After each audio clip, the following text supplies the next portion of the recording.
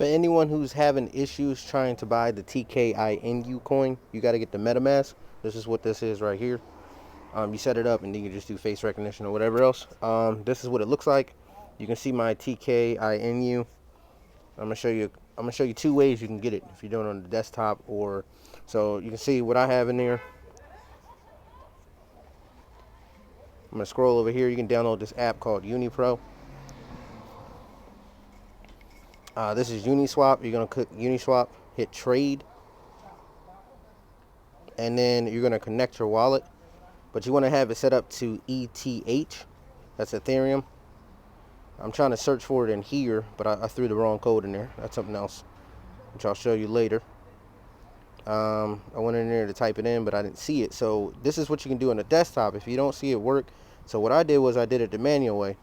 I'm going to go into, let me see here. I connect. This is what you would do if you're on an Apple on your phone. You would just do wallet connect and then hit the meta. Then it's going to switch over to the MetaMask. Then you would just hit connect, and then they're paired. You just go right back to the app, and then you can just swap it. But on here it's not showing the coin.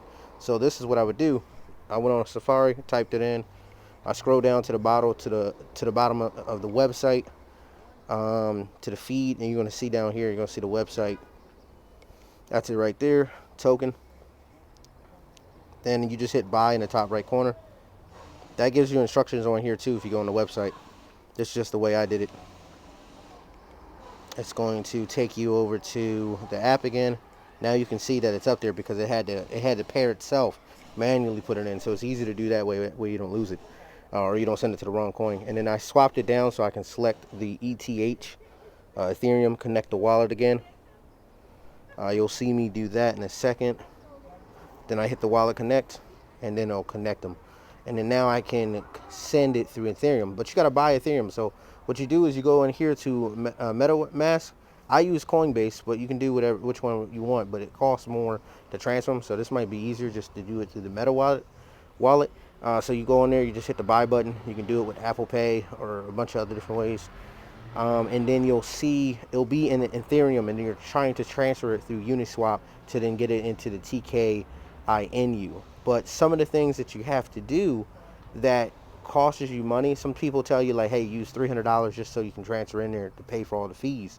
And the fees are basically the percentage that it costs you to transfer it, and also the cost to do for the gas fees. Some of the best times to do it are Monday and Tuesday. You can actually look them up on Google to find out the best time for the gas charges, to transfer everything. So I just went in there to show you where the coins go. This is how you would manually input them. If you want to store it on that app to keep track of them, you would go in back onto the page, and then you're going to find this Ether scan. The code that I used earlier was the code that I was supposed to use for this, and I'm about to show you right now. Slide down. You're just going to hit copy the contract, go back over, put it in the token address, and then once you go to add it, you'll see on here.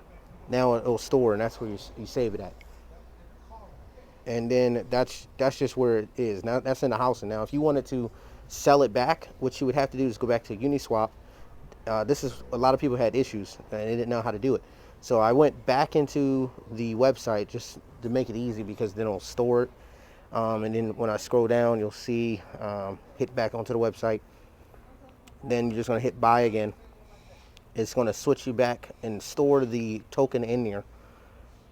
And then once you connect the wallet, you'll see that it now tells you how much you want to put. You can just type it in, or you can max it. Just put everything in there. You'll see on there that I have like, it's like $300 or something like that.